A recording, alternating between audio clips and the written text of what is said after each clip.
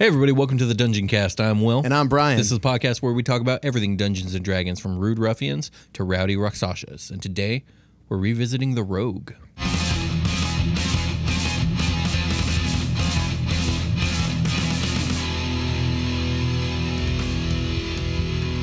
The Dungeoncast. Hey Brian. Hey Will, what's up, man? Nothing much. Just thinking and talking about D&D. Rogues specifically. Rogues very specifically. I want to know what's new about these rogues. So there's quite a few things. So yeah, let's get into it. We have 4 subclasses to talk about. For rogues, their subclasses are called Archetypes, which is the same thing for fighters. I don't know why they share the same name for their subclasses, but they do. Okay. So maybe because they're both martial classes, I don't know. But we got some interesting takes today, so let's just get into it. Xanathar's Guide provided 2 new subclasses, but also carried over 2 subclasses from Skag. Okay, so they exist in Skag, but they reprinted them in Xanathar? Exactly. Did they not do that for all of them? They did it for most stuff, I think. Because I think we were doing stuff out of Skag and Xanathar for, what, Paladin? Yes. Yeah, okay. How come they didn't do it for all of them? I don't know. That's weird. That seems weird to me. I have no idea what made them decide to If you know, over. Tell me in the comments. Indeed. But yeah, let's just get into it. So the first subclass we're going to talk about is called the Inquisitive Rogue. Now, this is an interesting... curious. Yeah, so curious. I would actually say this is kind of like your Sherlock Holmes of rogues. Oh, in a is way. Sherlock Holmes a rogue? I guess so. I mean, if he was, he would be an Inquisitive Rogue. I guess so, yeah. So this rogue is all about thinking critically and fighting smart. These rogue types have an extreme eye for detail and the ability to read into the motives of people and monsters based off their body language and their speech patterns. That's cool. It's about knowledge. It's about keen deductive reasoning. So high intelligence character. Yes, although you don't necessarily need to have a high intelligence to run this character. Okay. Although I think it would complement it very well, as you'll see. Like investigation, definitely. For investigation, which you'll be doing a lot of because a lot of your stuff has to do with investigation and perception. You could go wisdom with this character too. Okay. Like perception is usually based off wisdom. Yeah. Also insight, which is, I believe, based off wisdom as well. So yeah, like you just kind of like intuitively know everything instead of deducing it with. Right, exactly. So at level 3, you get a few features. Your first one is called Ear for Deceit. When rolling insight to determine a lie, treat all rolls as a 7 or lower as an 8. So you can't roll below an 8 when making insight checks. But 8 is still kind of bad. 8, but if you are compared to a 3, though, but if you're proficient in it and you use what is it called that rogues get? Expertise. Okay. I mean, you're probably gonna succeed. Yeah, I mean that is. You're right. Okay, so if you get like a +5 at an early level to this thing, then that's a 13. Yeah, which is probably going to do it every time at low levels. Yeah. Okay, well then that's broken. I mean, but how often is insight like this pivotal thing? You know what I mean? I mean, it comes up for sure.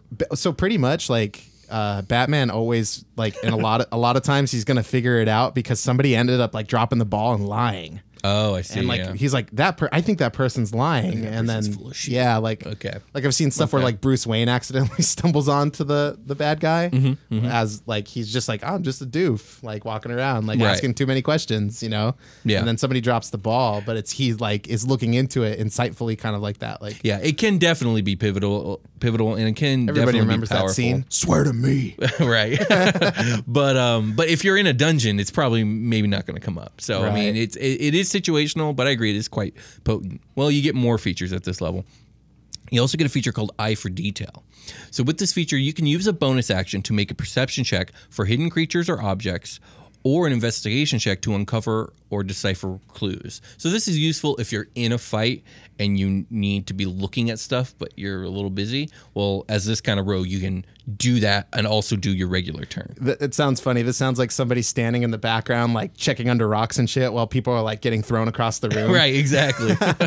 So yeah, you have an eye for detail and you have an ear for deceit, but you get one more feature at level 3. It's called Insightful Fighting. See, these first 2 were like non-combat, so they have to throw in a combat one. Okay. So you gain the ability to decipher an opponent's tactics. As a bonus action, you can make an insight check versus an enemy's deception check.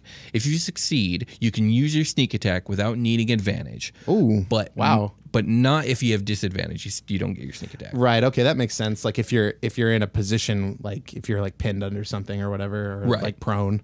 Yeah. Exactly. So you're basically you have a targeting computer and you identify the opponent's weak point without having to.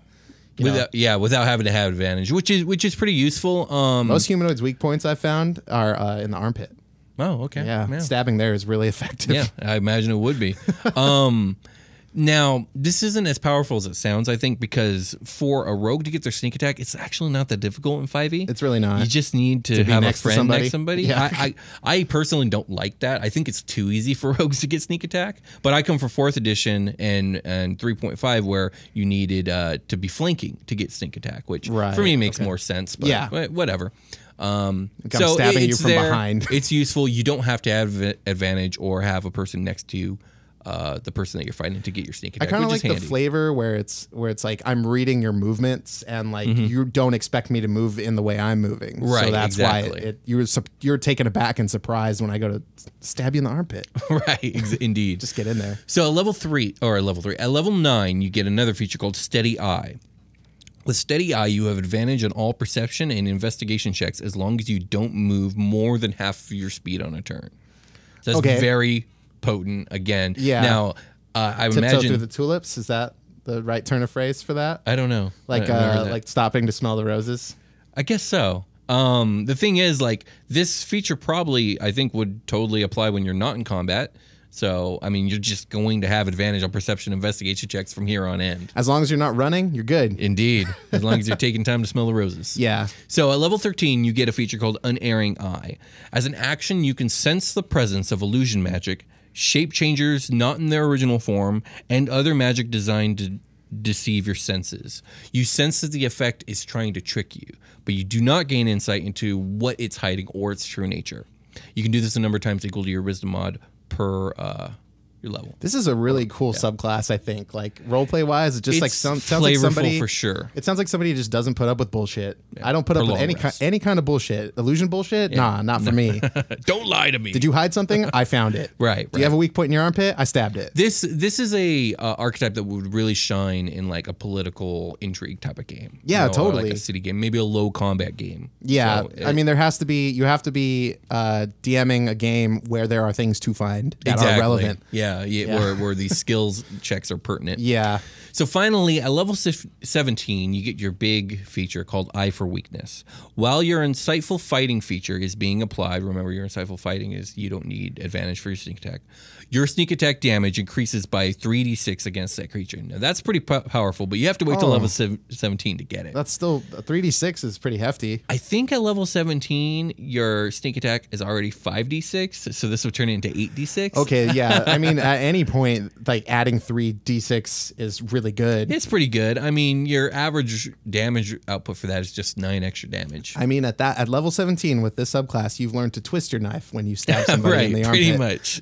You get an eye for the weakness. Yeah, man. Your dagger is a corkscrew. You just plug it and pull it. So that's the Inquisitive Rogue. Now let's talk about the Mastermind Rogue. Oh my God. Okay. So if these are kind of reminding me of the Assassin a little bit, where you're like super specialized in these like really niche kind of underbelly way. Yeah, absolutely. Now, if the Inquisitive Rogue is the Sherlock Holmes of rogues, then the Mastermind is definitely the Moriarty of rogues. Okay. So let's get into it. So this is the path of the spy, the courtier, the schemer. This rogue focuses on manipulation, secrets, and getting in with people of influence. That sounds just like that Bard we did.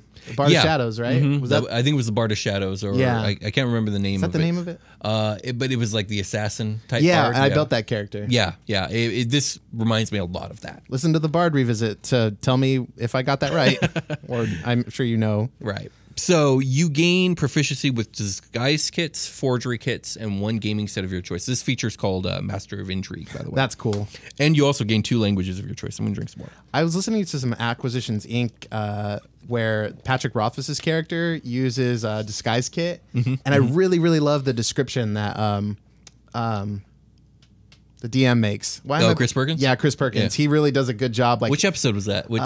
It's one of the more recent ones, I think. I probably haven't seen it. I don't know. It's on their podcast feed. I'll have to check it out. Yeah, because I know we were watching a lot of the YouTube ones, but I've been going into their podcast every once in a while when I'm bored. Like, let me see what's going on. What Acquisitions Inc. is up to. That's cool. Yeah, they're doing some cool stuff. So yeah, you with Master of Intrigue, you gain proficiency in disguise kits, forgery kits, a gaming set of your choice, and 2 languages of your choice, which is a lot. But we're not done languages yet. Like they're Werther's candy. I know, right? Additionally, you gain the ability to unerringly mimic the speech patterns and accent of a creature that you hear speak for at least 1 minute. So you can really get into disguise mode with Master of Intrigue. Yeah, Assassin does that a little bit. Yeah, I think so. They do some imitation nonsense. At level 3, you're really going for it. At level 3, you also get a feature called Master of Tactics. You can use the help action as a bonus action. Additionally, if you are using it to help an ally with attacking a creature, the target can be within 30 feet of you as long as the target can see or hear you. I think the idea here is you usually have to be within 5 feet of an enemy to use the help action in helping your ally hit that enemy. Does that make sense? So you have to be... This gives them advantage. So you have to be within 5 feet of everybody involved, pretty much. Right, exactly. So if I'm a fighter and you're a rogue and we're fighting a lizard folk guy and you want to help me, you use the help action. Lizard folk guys? I have nothing against lizard folk guys. Just they eat people sometimes. They do.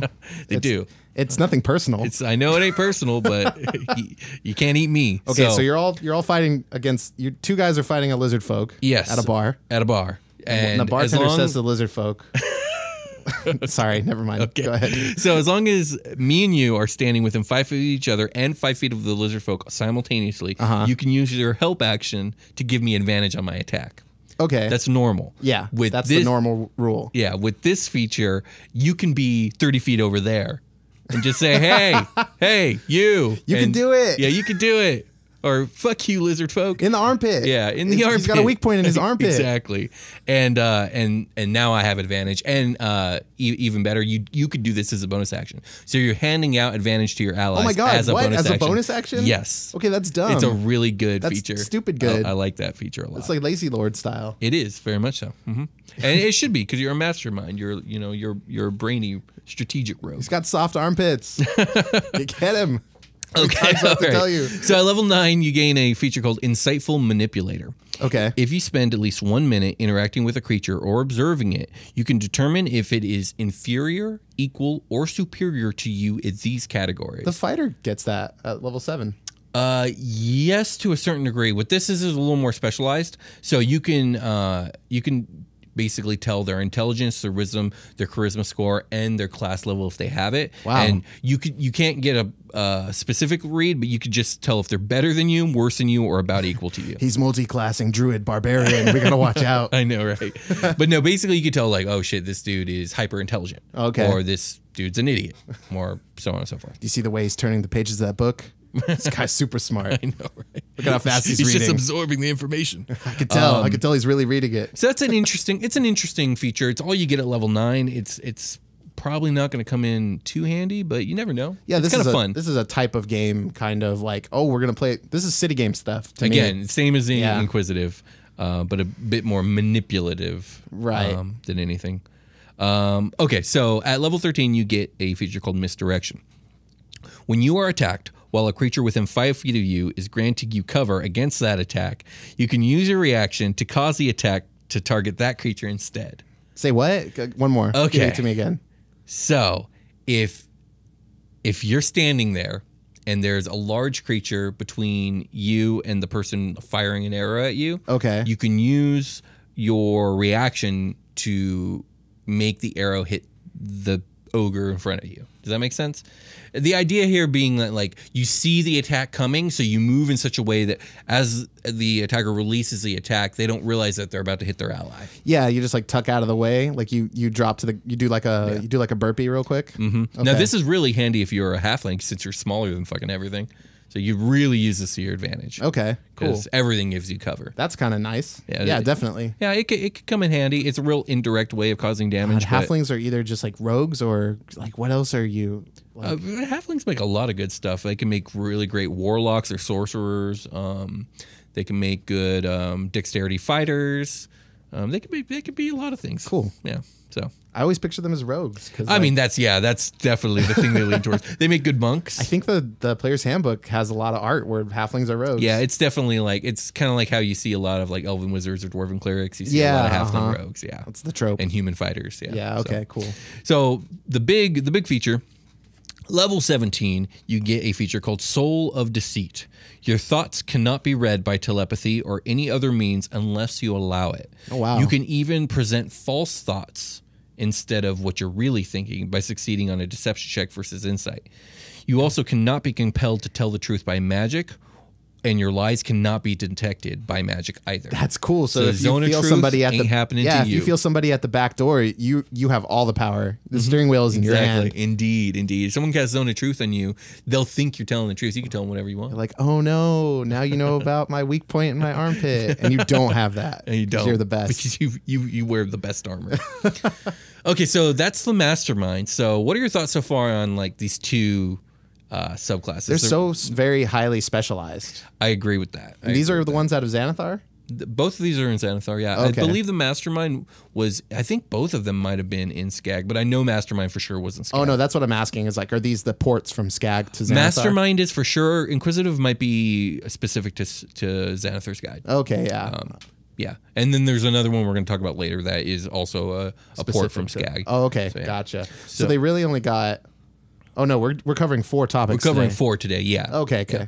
So before we get into the next 2, let's take a short rest. Let's do it.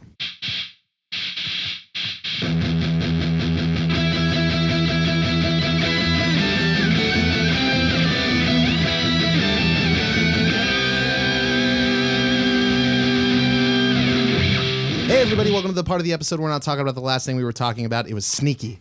And this is very open and honest. And it's about our love for listeners. We love you. There's some particular people that we want to thank, especially as it is part of our contract, our binding contract. Been into a lot of contract stuff these days. Anyway, thank you, Michael Espinos. Thank you, Michael. Thank you, Chris Navarro. Thank you, Chris. Have we shouted Chris out before? I believe so. I think he came back. Thanks for coming back, Chris. Thanks for coming back, Chris. We welcome you. Gene Crane, thank you. Thank you, Gene. Thank you, Grant. Thank you, Grant. Thank you, Leap and Lenny. Thank you, Leap and Lenny. Mariko Fujimoto, thank you for re-upping with us. Thank you, Mariko. And then Dinner, thank you for pledging. That's a person's... Is it dinner? Yeah, Thank you, Dinner. 4 M's and dinner. Awesome. Capital D. I love it. Dinner. Thank you, Goblin Bait. Thank you, Goblin Bait. You're doing us all a service. Yeah, thank you everyone for your patronage. It means a lot to us, and we really appreciate the support. Yeah, we really do. Some cool things on our Patreon in the $5 tier, early episodes. We got Vault Raiders going in there, which is like a series of one-shot games at this point. Yeah, it's like episodical adventures of mercenarial some randos, mishaps. Yeah, but some people come back. I don't know. I never want to not play the character I play in there all the time. Yeah. But we also have got some cool. It's mostly us just playing D&D at this point as our bonus content. Pretty much. Yeah, but there's some really cool and interesting stuff going on in there at all the different tiers. So if you guys are interested in getting in there, there's new content every 2 weeks in the $10 tier, and et cetera, et cetera, et cetera, et cetera. Plus you get these shout outs. Indeed, yeah. You do. We do a monthly Q&A on the Discord for patrons only. So if you guys are interested in that, get on the Patreon. There's a material thing you get with a $20. Right now it's a shirt. I think at the beginning of the year we re-up everybody's $20 pledge and you get a brand new thing. And then if you join from there on out, you get that thing. But Indeed, if you were a $20 person before that point, you got 2 things. You know what I mean? I'm looking at hats. I'm looking at coffee mugs. We'll see. Yeah, we'll see what we do. If you have go ahead and post in Patreon if you have an idea, if you're a $20 patron, of what you might want next. Because I think that's coming up kind of soon. It is in a few months. We're going to re-up in October. Yeah, okay. So the other thing that we wanted to talk about, thank you for everybody who participated in our last running contest. We already announced the winners for that on the last episode. Thank you guys again. We don't currently have a contest running, but if you want to just tell somebody about the show, that would be really, really, really awesome. Really, really cool. We love it when you do that. We love it so much. Also, I want to give a big shout out to our mods and our admin, Jack, over on our Discord. You guys have been doing a really great job. I can't tell you how much I appreciate it. I see all the good stuff that you're doing for the community, and I just really appreciate it. And I also wanted to say, like, if you're not on our Discord, you might want to go check it out because the community there is growing, and people are talking D&D. They're getting games together. Yeah. They're world building and really character are. building together. There's a lot of cool suggestions and ideas, and a lot of like good resources being shared in there. Really great stuff. Really cool. Yeah, but I also want to thank you, the mods there. You guys, me and Will don't have the time, so really thank you guys very much. Like, we really, really do appreciate that. Yeah. And we'll go ahead and put a link to our Discord at the bottom. You're all invited. Yeah, Will and I are chiming in there every once in a while. I do it when I can. Mostly I'm in the off topic right now, which is a lot of fun. Right. But yeah, thank you guys very much. We appreciate you listening to the show, telling people about the show, and I think we should get back to said show. What do you think, Will? Let's get back to the show. Let's get back to the show.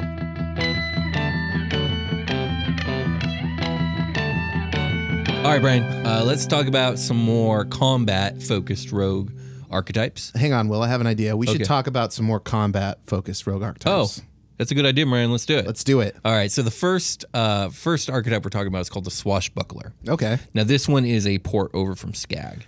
And immediately I'm hit with, like, shouldn't this be a fighter based off the name? There's a lot of crossover, but I like this You're subclass. a sneaky swashbuckler. Mm-hmm, indeed, you are. I think You're a renegade. I think this is my favorite subclass we're talking about today. Okay. So, this rogue is a swordsman of speed, elegance, and charm. Their fighting is almost a performance. They excel in single combat. Okay. This reminds me of the College of Swords bard that we talked about. Yes. It's very similar. to Yeah, that they're showy. Very showy, yeah. So at level 3, you get a feature called Fancy Footwork. When you make an attack against a creature, that creature cannot make an opportunity attack versus you for the rest of your turn. Cool. So you don't need to use that bonus action to evade. Nice. That rogues get. You can just walk away.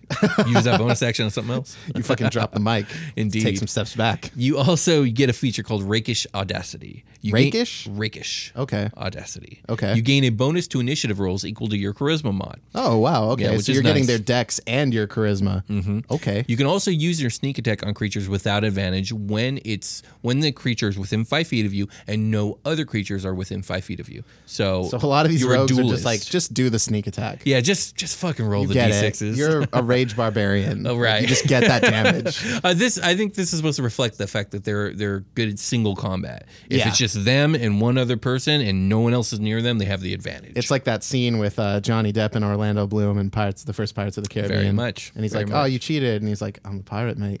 Exactly. That's exactly. No, I would say Jack Sparrow is definitely a swashbuckler rogue. So, Okay, nice. For sure, like without a doubt. For sure. He gets his dex and his charisma on his initiative rolls, and it shows in every movie. Shows in every scene of every movie.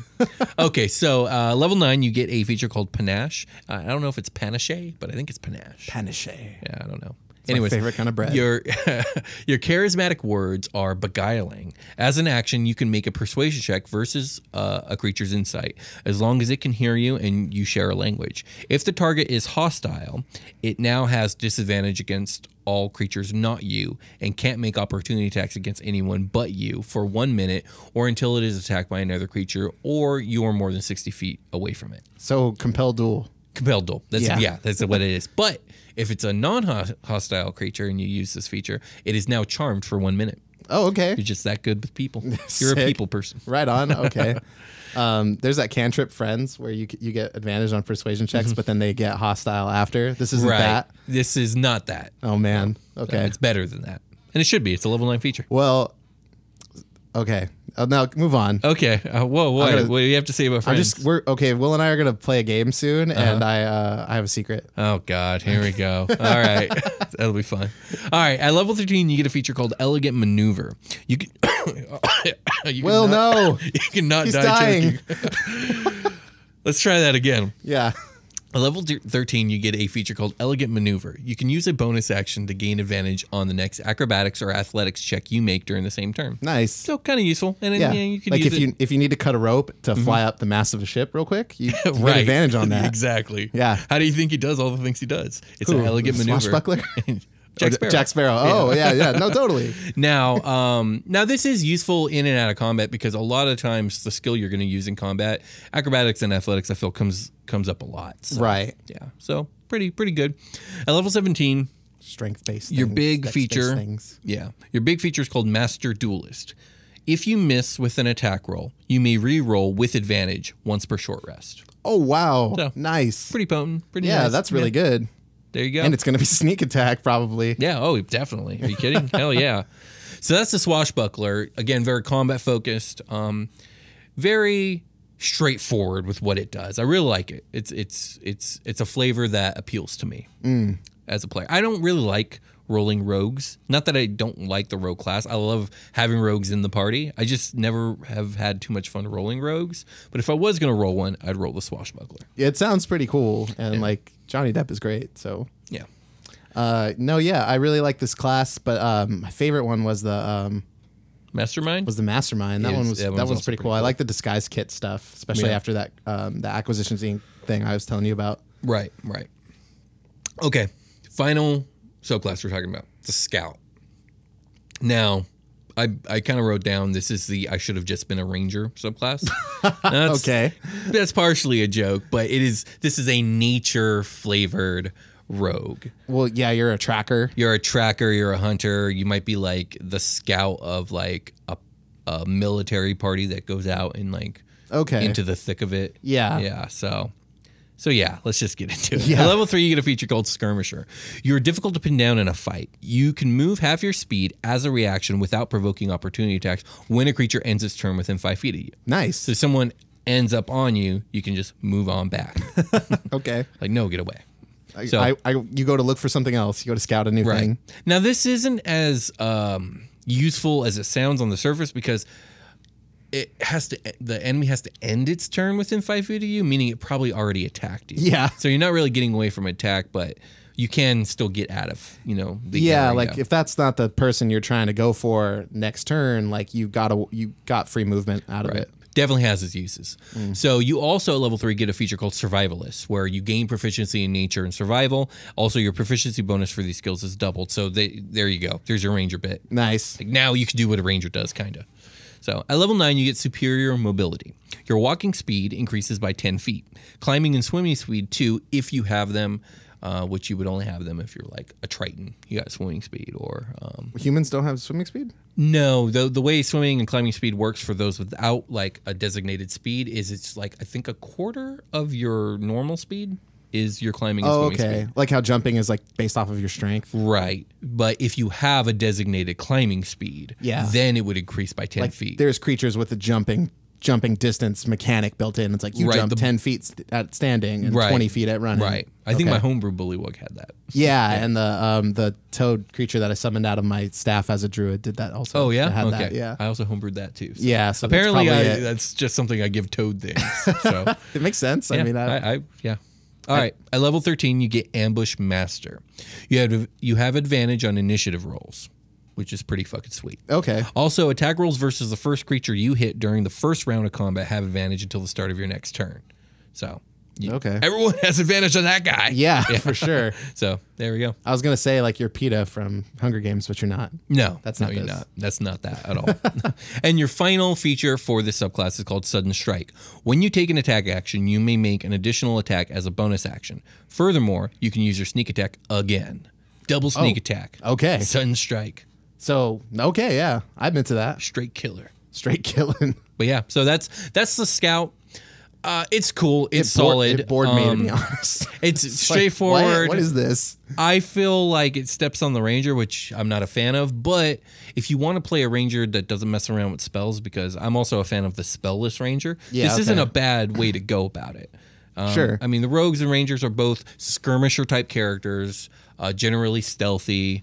There's a lot of overlap with the Rogue and Ranger. I think that's why they've kind of struggled with the Ranger, because it's like you either get like a nature-y Rogue or a nature-y fighter when you're making your Ranger. Yeah. And, I don't know. I think that's why they've struggled with the identity. I like the spell.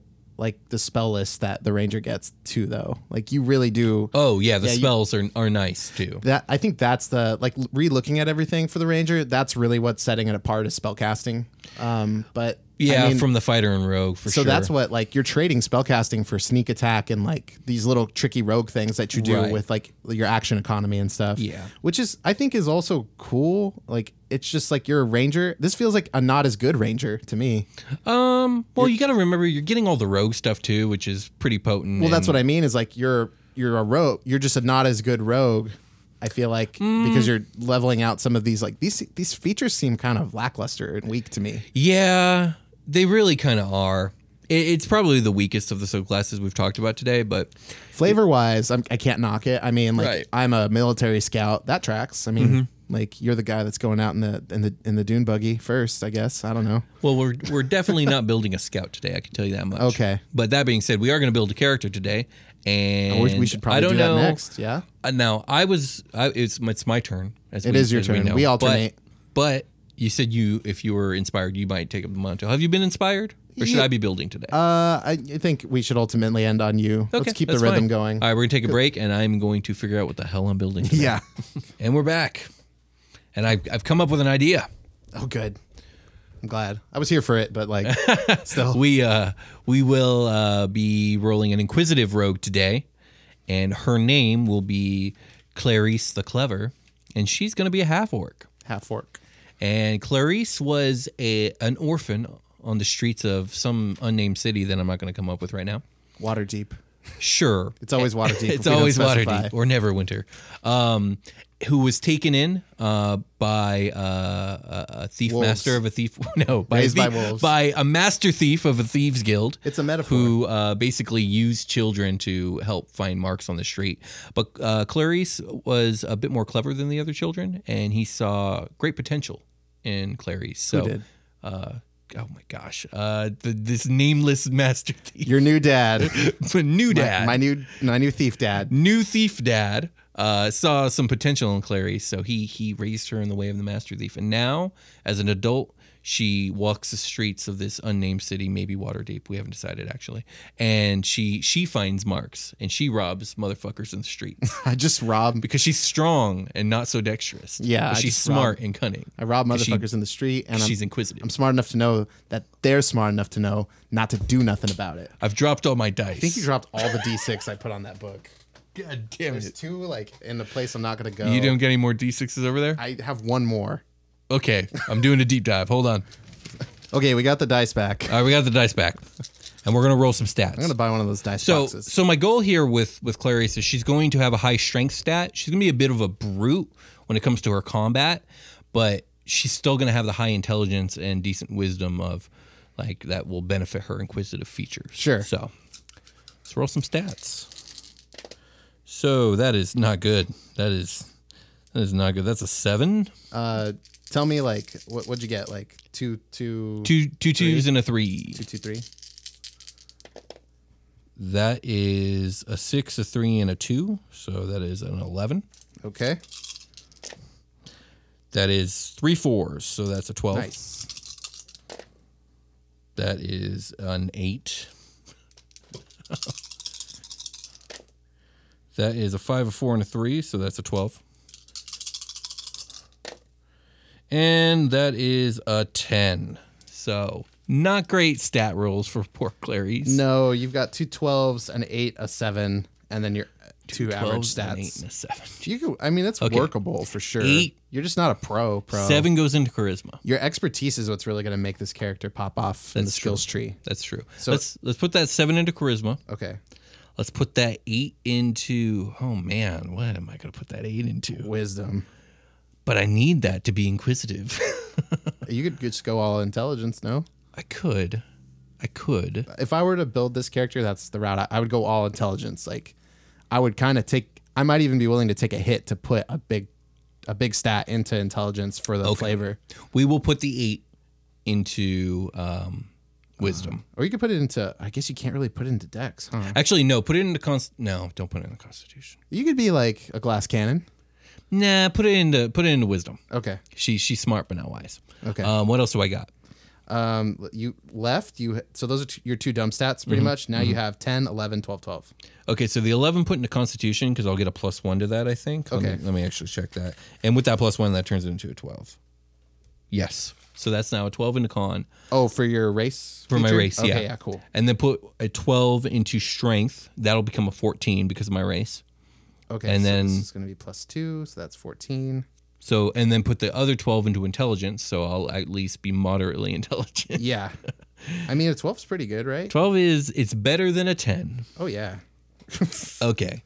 So as an orc, I'm going to get my savage attacks. I'm going to get my menacing, so I'm proficient in intimidation. My relentless endurance, so it's actually really hard to drop me, because when I drop to 0, I can instead drop to 1. Oh, yeah, that's cool. Yeah. So, like, your low side con is so she's beefy for sure. She's a big girl. Feature wise, that's what makes you beefy. We'll do level 3, so I'll have sneak attack. Do people ever roll their stats and then like choose what kind of like? Usually, I pick like a race class background and then I roll stats. That's how I do it too. Yeah. Yeah, I could see how it's advantageous if you want to min-max stuff to roll your stats and then choose like, oh man, if I like. With these bonuses, I can optimize my rolls if you're not doing like point buy or whatever. Yeah, but at the same time, like most classes need the same kind of numbers. You know what I mean? Like bad die rolls are going to be bad. Like if we took these stats and applied it to a different class, it's not going to do great. You know what I mean? So let me pick out some skills because rogues get quite the number of skills. Oh yeah, so let me take a look. Big here. tree. So I'm going to get dexterity and intelligence saving throws. Oh yeah, what ended up in my dexterity? 10? Yeah, that's the leftover stat. I picture her fighting with a big club. Okay. She just beats motherfuckers over the head. Smacking fools. Like a baseball bat or like a big like a tree carved out more like a club? baseball bat. Like a billy club? I guess so, sure. Yeah. Let's go with that. Like it's got a handle and like a rounded thick edge. Yeah. Maybe It's not something she pulled off a tree. Yeah, there's a rusty nail like in it. Yeah, sure, why not? So we're gonna get insight, definitely, and she's gonna go expertise on that one. Investigation with expertise as well, and then also perception and athletics because she buff. Athletics. This is so this character is on the prowl and looking at all of the clues to see who on the street they could steal money from. She's a rude ruffian, but she's smart about it. Okay. So yeah, she basically eyes people and she's really good at picking out marks of like that dude. We can get that dude in the alley real easy. Have you considered the criminal background and maybe you can pick another skill? Because it probably gives you one of these. Yeah, like sure. I mean, she would honestly. I would give her the urchin background because she grew up on the streets. Oh, okay, yeah, sure. Yeah, I don't remember what skills that gives you, but yeah, that's what she has. Okay. Let me see. Urchin. I can pull sleight of hand, maybe. It is sleight of hand and stealth. Like, yeah, that'll be useful considering she has no dexterity. Do you get both of those or one of those? I get both. Okay. I get both of those, yeah. Sleight of hand and I also basically I know the streets really well, so I can get in urban settings, I can get to places twice as fast. Nice. That's really cool. Pretty handy. At level 3, I'm going to get my ear for deceit. So motherfuckers can't lie to me. I get which pocket is all your money in? Yeah, exactly. Eye for detail. You can use your bonus action to make a perception check for hidden creatures and objects, or investigation to uncover and decipher clues. So she's just got a real good eye, real good ear, and insightful fighting. She don't need advantage to beat the shit out of you and get that sneak attack. Maybe like if you're going in on like a big job, you're like the muscle for that big job. Yeah. You're just stealthy enough to like get in. Yeah. And you're smart enough to know when to do what. Exactly. But like somebody else is breaking into the vault. Oh yeah, exactly. Very much so. Yeah. So like maybe you got the like she's not a sneaking rogue, she's a rob you in the street rogue. Yeah, but you also have like these investigative features. Maybe you were in a bar and you heard like the password to get into some like vault on accident and you brought that to your thieves guild and they're like, well, we're all going on a job in a couple weeks, let's get ready. Exactly. That's exactly what she would bring to her guild. Can we confirm that intel? Let's do it. Mm-hmm. Yeah, exactly. So that's Clarice the Clever. That was an interesting character I just made up. Just whip that bad boy together, but it actually came out pretty good. Yeah, it was interesting. I would love to see, known in some circles as Clarice the Cleaver because of things that happen. She has a bat. She's like, no, it's the clever. Like, right. I don't cleave anybody. Yeah, like, but we heard stories. The stories are wrong. So yeah, that's Clarice the Clever. And that's that. We've built a rogue. I think we're done. Yeah, let's call it a game. We're calling it a game. All right.